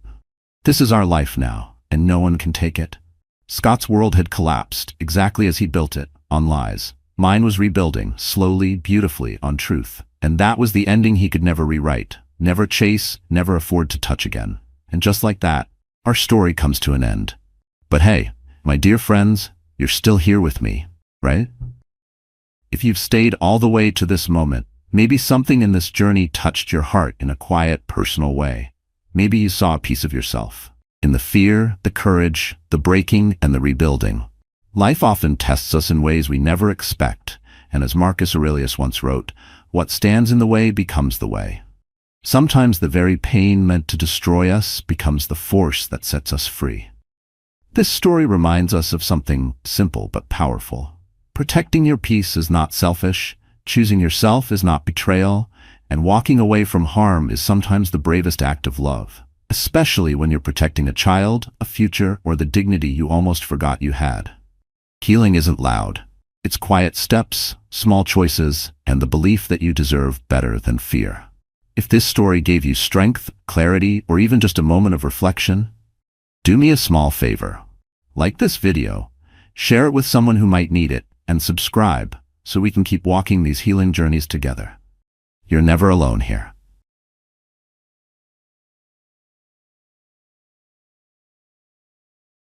The cardboard box hit the marble floor with a hollow thud, spilling baby formula and diapers across the foyer of the mansion where she'd lived for 3 years. Rebecca stood frozen, her newborn twins screaming in her arms, as her husband David kicked another box toward her feet. Behind him, his mother Eleanor sneered with satisfaction. His sister Michelle filmed on her phone, and clinging to his arm like a parasite was the woman who destroyed everything, Vanessa, the company's VP of marketing, still wearing Rebecca's silk robe. "You have 30 minutes before I call security," David said, his voice cold as winter steel, "and take those brats with you." Rebecca's hands trembled as she clutched her 3-week-old son and daughter closer.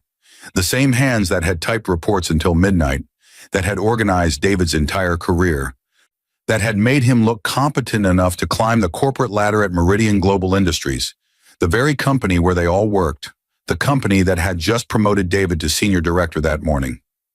What none of them knew, what the lawyer's certified letter in Rebecca's diaper bag would reveal in exactly 48 hours, was that the billion-dollar empire they all served, the company that paid their salaries and funded their lavish lifestyles, now belonged entirely to her.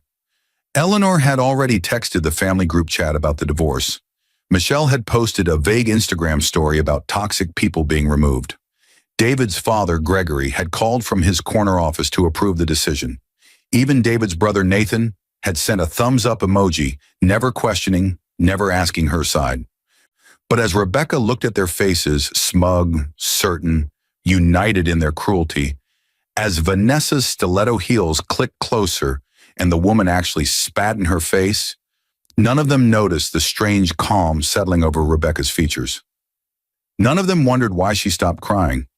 None of them questioned why she simply wiped her cheek, picked up her babies, and walked out without a word. How could a family be so blind to the woman they were destroying? What had Rebecca really inherited from the grandmother they'd never bothered to meet? Why was David's entire career about to crumble? And what would happen when the entire family discovered that the wife they'd thrown out with their newborn twins now owned every brick, every contract, every stock option, every career they'd ever built, and what she planned to do would crush them so thoroughly they'd never recover? The inheritance they never saw coming. The rain had started the moment Rebecca stepped onto the sidewalk, as if the universe itself was weeping for her humiliation. She held Logan in her left arm and Lily in her right, their impossibly small bodies wrapped in blankets that were already getting damp. The diaper bag hung awkwardly from her elbow, growing heavier with each step. 3 weeks ago, she'd given birth to twins via emergency C-section. Her incision still ached. Her body still leaked and ached in ways the pregnancy books never mentioned. She'd barely slept more than 2 hours at a time since the babies arrived, and now she was homeless. Rebecca flagged down a taxi with the desperation of a woman who'd just lost everything. The driver, an older man with kind eyes, took one look at her, disheveled, crying, clutching 2 newborns, and didn't ask questions. He just helped her load the few boxes David had deigned to throw out after her, and drove to the only place she could think of, the extended stay motel on Route 7, where rooms rented by the week, and no one asked why a woman arrived with twins and tear-stained cheeks. The room smelled like industrial cleaner and old cigarettes. The wallpaper was peeling near the bathroom. The air conditioner rattled like it was dying, but it was hers, for now. Rebecca laid the twins on the bed, building a fortress of pillows around them, and finally let herself collapse. Not cry. She was too exhausted for tears now. Just collapse into the reality of what had happened. 4 years earlier, Rebecca had met David at Meridian Global's annual charity gala. She'd been 26, newly hired as a junior analyst in the finance department, wearing a dress she'd saved 3 months to afford. He'd been 31, charming, ambitious, working in business development with the kind of confidence that made people believe he was destined for greatness. "You're too smart to be stuck in finance," he told her that night, his hand on her lower back as they danced. "You should be running the company." She'd laughed, flattered by the attention of someone so polished, so sure of himself. David came from money, not billions, but enough that he'd never worried about making rent or choosing between groceries and gas. His family had connections, legacy admissions to good schools, vacation homes they called the Lake House and the Ski Lodge. Rebecca had grown up in foster care. She'd put herself through community college, then state university, working 3 jobs and graduating with honors because education was her only way out. She'd learned early that people like David didn't usually notice people like her unless she made herself invaluable. So she did. She helped David with his presentations, making his ideas sharper, his data cleaner. She proofread his reports at midnight, attended his networking dinners, played the role of supportive girlfriend who made him look good. When he proposed after 8 months, she'd said yes because she'd never had a family before, and his seemed so perfect, so whole. Eleanor had smiled at the engagement party while whispering to her bridge club friends that David could have done better. Michelle had asked if Rebecca was pregnant, then seemed disappointed when she wasn't. Gregory had given David a firm handshake and told him, "Just make sure she signs a prenup." There was no prenup. David had been insulted by the suggestion. "You're going to be my wife," he'd said. "We're a team." Rebecca had believed him. The company they all served. Meridian Global Industries was a behemoth, a diversified holding company with subsidiaries in technology, real estate, manufacturing, and retail. Founded in 1952 by Thomas Meridian, it had grown from a single textile factory to a multi-billion-dollar empire spanning 14 countries. David worked in the Strategic Partnerships Division. Eleanor was a consultant for their HR department. Gregory held a senior position in commercial real estate. Michelle did social media marketing for their consumer brands. Even Nathan, the family's black sheep, worked in their warehouse distribution center. The entire family drew their income, their status, their country club memberships, and luxury cars from Meridian Global. When people asked what they did, they said it with pride. I work at Meridian. Rebecca worked there too in the data analytics department. After marrying David, she'd been promoted twice, though Eleanor constantly insinuated she'd only advanced because of her connection to the family. The truth was the opposite. Rebecca worked harder than anyone, staying late, volunteering for impossible projects, proving herself again and again. She'd never told anyone at Meridian about her grandmother, the grandmother they never met. Vivian Meridian had been a ghost in Rebecca's life for 26 years. Rebecca's mother, Catherine, had been Vivian's only child, the product of a brief, passionate affair with a married man. Vivian had raised Catherine alone, pouring her energy into building a business empire while her daughter grew up feeling neglected, invisible, second to board meetings and acquisition deals. Catherine had rebelled by getting pregnant at 17 with a man she barely knew. When she died of an overdose when Rebecca was 2, Vivian had made what she considered the practical choice. She'd placed her granddaughter in foster care. I'm building an empire, Vivian had told her lawyer. I can't raise another child. I failed the first time. Rebecca had grown up knowing her grandmother existed but had never met her, never received a birthday card, never got an explanation for why she wasn't wanted. The social workers had explained that sometimes families couldn't cope, that it wasn't personal, that Rebecca should focus on her future. So she had. She'd built herself from nothing, asking for nothing, expecting nothing. Until 3 weeks ago, when a lawyer named Arthur Whitmore had appeared at the hospital room where Rebecca was recovering from her C-section. The letter that changed everything. Mrs. Rebecca Thompson, Arthur had said, adjusting his wire-rimmed glasses, I represent the estate of Vivian Meridian. I'm very sorry for your loss. Rebecca had been groggy from medication, trying to breastfeed 2 crying newborns. I don't understand. Your grandmother passed away 6 weeks ago. I've been searching for you since then. She left very specific instructions in her will. David had been in the cafeteria, complaining about the hospital coffee. Eleanor and Michelle had gone home, saying the babies looked a bit yellow and they didn't want to catch anything. So Rebecca had been alone when Arthur explained. Vivian Meridian had spent her final years watching from a distance.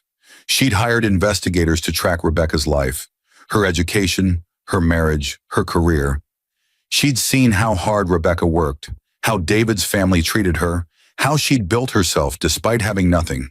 And Vivian had felt something she hadn't felt in decades, regret. She wanted to reach out, Arthur explained, but she was afraid you'd reject her, afraid it was too late, afraid she didn't deserve forgiveness. So she did the only thing she knew how to do. She built you a legacy. The will was 187 pages long. The summary was simple. Rebecca now owned 100% of Meridian Global Industries, along with all subsidiaries, properties, assets, and trusts. The company her entire husband's family worked for, the empire they'd spent their careers serving, belonged entirely to her. The inheritance was structured to transfer legally in 60 days, giving Rebecca time to recover from childbirth and make arrangements. Until then, it was confidential, locked behind legal documents and non-disclosure agreements. Don't tell anyone, Arthur had warned. Not yet. People change when money's involved. Wait until the transfer is complete and you've had time to understand what you're inheriting. Rebecca had nodded, overwhelmed, unable to process what it meant. That had been 3 weeks ago. Today, 57 days later, she was 3 days from taking control of everything. The day everything fell apart. Rebecca had suspected David was cheating for 2 months. The late nights at the office, the new cologne, the way he flinched when she touched his phone. But she'd just had twins. Her body was wrecked. She was leaking milk and bleeding and hadn't slept more than 90 minutes at a stretch. She'd convinced herself she was paranoid, that marriage was hard, that new parenthood strained everyone. Then this morning, she'd found Vanessa's earring in their bed. Not under the bed, not on the floor. In the bed, tangled in the sheets where Rebecca had been sleeping beside her husband while he texted another woman. She'd confronted David in the kitchen while Eleanor was visiting, while Michelle was upstairs posting Instagram stories, while the twins screamed in their bassinets. "You're being hysterical," David had said calmly, like he was addressing a confused child. "Vanessa is my colleague. That earring could have fallen out of her bag during a work meeting." "A work meeting in our bedroom." Eleanor had stepped between them. "Rebecca, you've been impossible since the babies arrived. You're emotional, you're exhausted, you're clearly not thinking straight. My son has been nothing but patient with you." "Patient?" Rebecca had laughed, a sound like breaking glass. "I do everything. I cook, I clean. I take care of your grandchildren while he's out screwing his coworker." "How dare you speak to me that way?" Eleanor's face had flushed crimson. "After everything this family has done for you? You come from nothing. You have nothing. You are nothing without us." That's when Michelle had appeared, phone already recording. "This is insane. She's having a psychotic break." That's when Gregory had called, approving David's decision to handle the situation. That's when Vanessa had emerged from the master bedroom, Rebecca's bedroom, wearing Rebecca's robe, her hair still wet from Rebecca's shower. And that's when David had told her to pack her things and get out. The motel room revelation. Rebecca fed the twins, changed them, rocked them until they finally miraculously fell asleep in the center of the sagging motel bed. Then she pulled out her phone and called Arthur Whitmore. "They threw me out," she said quietly, "with my babies, his entire family. They all work at Meridian, and none of them know that in 3 days, I'll own everything." There was a long silence on the other end. Then Arthur said, "What would you like to do?" Rebecca thought about Eleanor's sneer, Michelle's phone recording her humiliation, Gregory's approval from his corner office, Nathan's thumbs up emoji, David's cold voice telling her to take those brats with her, Vanessa spitting in her face. "I want to wait," Rebecca said slowly. "I want the transfer to complete. I want to take control quietly, and then I want to make some changes." "What kind of changes?" Rebecca looked at her sleeping babies, thinking about the family they'd just been rejected by. The grandmother who'd built an empire out of regret, the foster kid who'd never been wanted. "The kind that ensures this never happens to anyone else," she said, "and the kind that makes very clear what happens when you underestimate someone because of where they came from." 3 days later, the transfer. On day 60, Rebecca sat in Arthur Whitmore's office while he walked her through the final documents. The twins were with a private nanny he'd arranged, a kind older woman named Patricia who'd raised 5 children and didn't blink at double duty. "Sign here, here, and here," Arthur said, sliding papers across his mahogany desk. "And it's done." Rebecca signed her name in 3 places. Just like that, she became the sole owner of Meridian Global Industries, with all its assets, subsidiaries, stocks, real estate, in 47,000 employees, including every single member of David's family. "The board doesn't know yet," Arthur explained. "Vivian structured the transfer to be confidential until you're ready to announce. Technically, they still think the company is owned by the Meridian Family Trust. They don't know the trust dissolved when Vivian died, or that you're her sole heir." "How long can I keep it quiet?" "As long as you want, but once you start making executive decisions, people will figure it out quickly." Rebecca thought about this.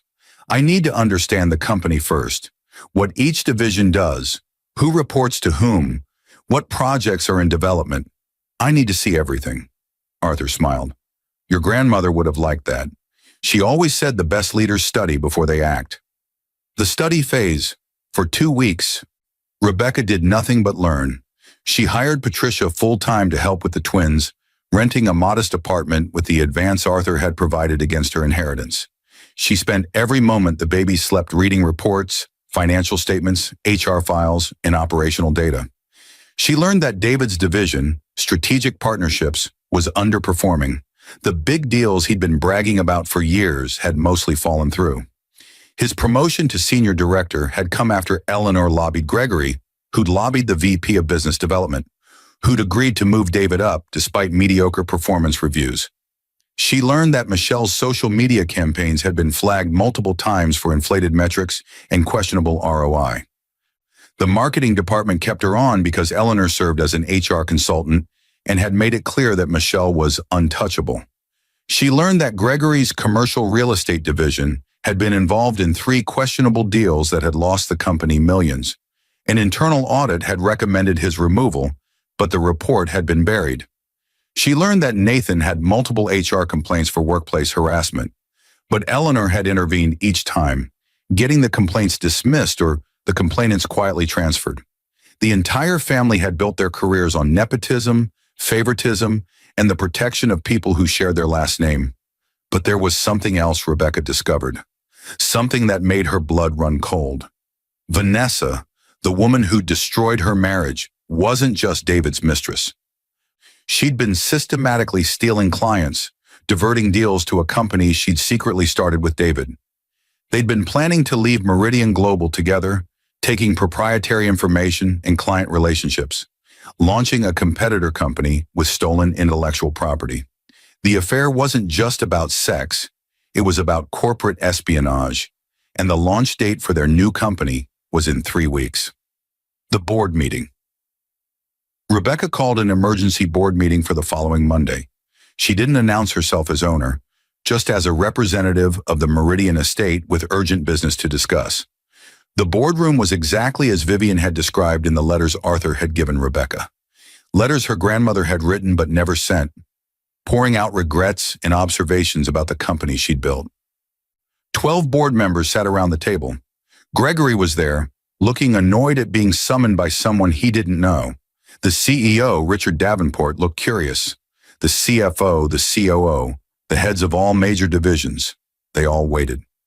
Rebecca walked in wearing a navy suit, her hair pulled back, her posture straight despite the exhaustion of caring for 3-week-old twins. Arthur followed, carrying a briefcase. "Thank you for coming," Rebecca said quietly. "I know this is unusual, but I have information that affects the future of this company." Gregory squinted at her. "Do I know you?" "I'm Rebecca Thompson. I work in data analytics. I'm also your son's wife. Or I was, until he threw me out 2 weeks ago." The room went silent. "I'm sorry," Richard said slowly, "but I don't understand why personal matters warrant an emergency board meeting." Rebecca nodded to Arthur, who opened his briefcase and began distributing documents. "These are ownership transfer papers," Rebecca explained. "Vivian Meridian passed away 8 weeks ago. Her will left 100% of Meridian Global Industries to her sole heir, me. As of 2 weeks ago, I own this company entirely. I am now the majority shareholder, the controlling interest, and as of this moment, I'm exercising my right to address the board as owner." Gregory actually laughed. "That's absurd. Vivian didn't have any heirs, and even if she did, my son would never have married." He stopped, his face going white as he looked at the documents. "This is a forgery." "It's not," Arthur said calmly. "I've been Ms. Meridian's attorney for 30 years. Every document has been verified, notarized, and filed with the appropriate legal authorities. Rebecca is Vivian's granddaughter, and as of 14 days ago, she owns everything." The CFO was already reading the papers, her expression growing more shocked with each page. "These are legitimate," she whispered. Rebecca let that sink in. Then she continued, "I've spent the last 2 weeks reviewing company operations. What I've found is concerning. There's a pattern of nepotism, inflated performance reviews for connected employees, buried audit reports, and in at least one case, active corporate espionage." She pulled up a presentation on the screen, screenshots of David's emails, Vanessa's company registration documents, client lists that match Meridian's proprietary databases. David Thompson and Vanessa Martinez have been planning to leave Meridian Global and launch a competitor company using stolen client information and trade secrets. They've been siphoning opportunities for 6 months, setting up infrastructure, and preparing to announce their departure in 3 weeks. Gregory stood up, his chair scraping loudly. You spiteful little... This is revenge because my son left you. Your son didn't leave me, Rebecca said quietly. He and his entire family threw me out with our newborn twins because they thought I was worthless, because I came from nothing, because his mistress was more valuable than his wife. She looked around the table, meeting each board member's eyes. But I'm not here for revenge. I'm here because this company employs 47,000 people. Because Vivian spent 50 years building something that matters. Because I don't want it destroyed by people who think their last name makes them untouchable. Richard leaned forward. What are you proposing? The purge. Rebecca's proposal was simple. Terminate everyone involved in the espionage, remove employees who'd advanced through nepotism rather than merit, and implement new policies to ensure it never happened again. The board voted unanimously to support her. Within 48 hours, David received a termination notice. So did Vanessa. The legal department filed suit for corporate espionage, seeking damages and an injunction against their planned company launch. Gregory was offered early retirement after the buried audit reports came to light. He could leave with his pension intact or face an investigation into the failed deals. He took retirement. Eleanor's consulting contract wasn't renewed. Michelle's position was eliminated in a restructuring of the marketing department. Nathan was let go after HR reviewed the complaints that had been previously dismissed. All of it was legal. All of it was documented. All of it was the natural consequence of their own actions. Rebecca did it without anger, without drama, without revenge fantasies. She simply made the business decisions that needed to be made. The phone call, 3 days after the terminations, David called her. Rebecca was feeding Logan when her phone rang. She almost didn't answer, but something made her pick up. You destroyed my life, David said. His voice was shaking, with rage or tears she couldn't tell. No, Rebecca said calmly, switching Logan to her other arm. You destroyed your own life. I just stopped protecting you from the consequences. We're family. How could you do this to family? Rebecca laughed, a real laugh this time, not the broken sound from 2 weeks ago. Family? Your mother called me nothing. Your sister filmed my humiliation for Instagram. Your father approved throwing me out while I was still bleeding from childbirth. Your brother sent a thumbs-up emoji. And you? You brought your mistress into our bed, kicked me and our newborn children onto the street, and were planning to steal from the company to fund your affair. I loved you. You loved what I did for you. The reports I edited, the presentations I fixed, the way I made you look competent. You loved having someone beneath you, someone from nothing, someone who'd be grateful for whatever scraps you threw her. He couldn't finish. The espionage lawsuit will probably bankrupt you, Rebecca continued. The non-compete clause in your contract means you can't work in the industry for 2 years. Vanessa's already been offered immunity if she testifies against you, and from what my lawyers tell me, she's considering it. Your family's reputation is destroyed, and you did all of it to yourselves. Please, David said, and now he was definitely crying. Please, Rebecca, I'm sorry, I'll do anything. Just the twins. They're my children. Don't take them from me. Rebecca looked at Logan, his impossibly tiny fingers wrapped around her thumb as he drank. You told me to take those brats with me, she said softly. Those were your words. Not our children, not my son and daughter. Brats, like they were garbage you were throwing out. I was angry. I didn't mean. You meant every word, and now you'll live with them. She hung up. 6 months later, Rebecca stood in her new office, Vivian's old office, on the top floor of Meridian Tower. The twins were in the company's newly expanded daycare center, a facility Rebecca had funded specifically for working parents. Patricia was there too, transitioning into a role as the center's director. The company had changed in 6 months. Rebecca had promoted based on merit, implemented transparent review processes, created mentorship programs for employees from disadvantaged backgrounds. She divested from subsidiaries that didn't align with her values and invested in the sustainable technologies. Profit margins were up. Employee satisfaction scores had reached record highs. 3 major publications had written about the mysterious new owner who was revolutionizing corporate culture. Rebecca had hired a PR firm to manage her image, But she'd been clear, no puff pieces, no sympathy stories about the abandoned wife. She wanted to be known for what she built, not what she'd survived. She'd also hired a team of investigators to find other children in foster care who might have family looking for them. She'd created a foundation to help reunite families, to prevent what had happened to her from happening to others. On her desk was a photo of Vivian, one she'd found in the estate files, showing her grandmother at 40, standing in front of the original Meridian factory. She looked tired but determined, building an empire because she didn't know how else to make things right. "I wish I'd known you," Rebecca whispered to the photo. "I wish you'd let me." But she understood now. Sometimes people who'd been hurt deeply didn't know how to reach out. They built walls, built empires, built anything except the relationships that mattered. Rebecca was determined to be different. Her phone buzzed. A text from the lawyer handling David's case. Vanessa testified. "She's taking the immunity deal. Trial should wrap up within a month." Rebecca put the phone down and walked to the window. 47 stories below, people hurried through their lives, unaware that the woman watching them had once been exactly like them. Invisible, struggling, fighting to matter. The difference was she'd never forgotten what that felt like, and she never would. The final confrontation.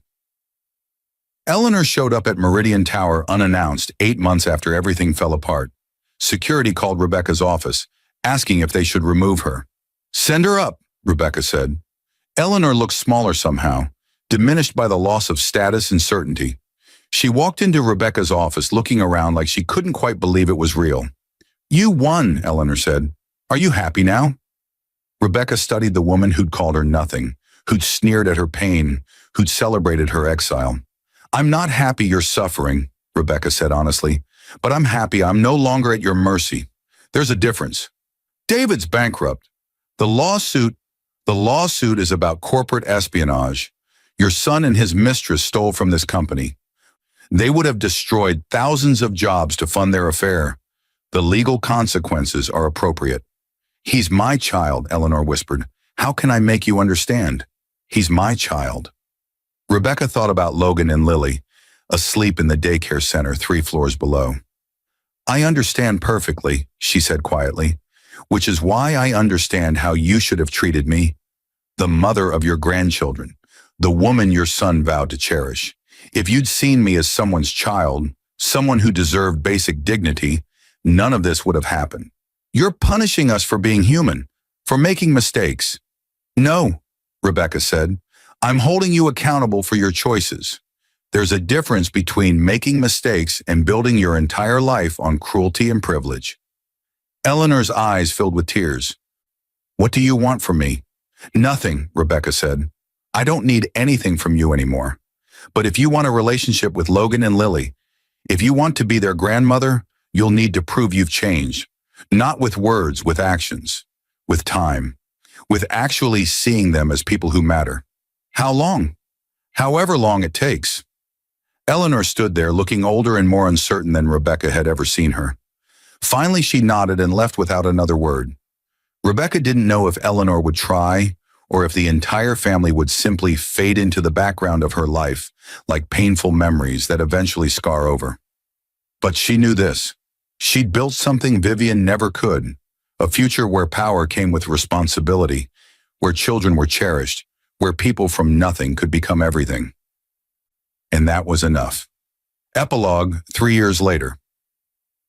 Logan and Lily were 3 years old, running through the Meridian Tower gardens while Rebecca watched from a bench. They were joined by 12 other children, all from the company daycare, all from different backgrounds, all playing together without knowing or caring about where anyone came from. Meridian Global had become a model for ethical corporate leadership. Rebecca had written a memoir that became a bestseller, though she'd donated all proceeds to foster care reform. She'd been featured in Time magazine, Forbes, and Harvard Business Review. David had served 6 months for corporate espionage and was now working as a sales manager for a mid-sized logistics company. They had a civil co-parenting relationship, though the children spent most of their time with Rebecca. He'd apologized eventually, though Rebecca suspected it was mostly about reducing his legal obligations. Eleanor had, surprisingly, done the work. She'd gone to therapy, volunteered at a women's shelter, and slowly rebuilt a relationship with her grandchildren based on respect rather than obligation. They had dinner together once a month, supervised and cautious, but growing. Michelle had moved to California and stopped posting on Instagram. Gregory had retired to Florida. Nathan had gotten treatment for his issues and was working construction, sending occasional texts asking about the twins. Vanessa had disappeared entirely. Rumors said she'd moved abroad. But Rebecca didn't think about them much anymore. She thought about the future, the company she was building, the children she was raising, the legacy she was creating. She thought about Vivian, the grandmother who'd loved her enough to give her everything, but hadn't loved herself enough to ask for forgiveness. And she thought about the woman she'd been 8 months ago, standing on a rainy sidewalk with 2 newborns, holding everything she owned in 3 cardboard boxes. That woman had been broken, humiliated, thrown away, but she'd also been stronger than anyone knew, including herself. Logan ran over, his face covered in dirt, holding a dandelion. "Mama, for you!" Rebecca took the weed flower and smiled. "Thank you, baby. It's perfect." And it was. Imperfect, unexpected, beautiful precisely because it grew in places no one expected anything to bloom. Just like her. Just like the empire she'd inherited and transformed. Just like the life she'd built from nothing for her children who would never know what it meant to be thrown away. That was her revenge, she realized, not the lawsuits or the terminations or the public humiliation of the family who destroyed her. Her revenge was being happy. Her revenge was thriving. Her revenge was building something so beautiful, so lasting, so meaningful, that everyone who'd called her nothing would spend the rest of their lives knowing exactly what they'd lost. And that crushed them far more thoroughly than any punishment she could have invented. Forever.